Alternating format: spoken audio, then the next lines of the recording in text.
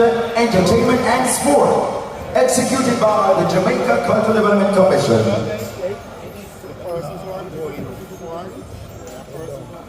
And we say thanks to all those who stayed with us this afternoon right here inside the National Indoor Sports Center, and for those who joined us online on the various social media platforms.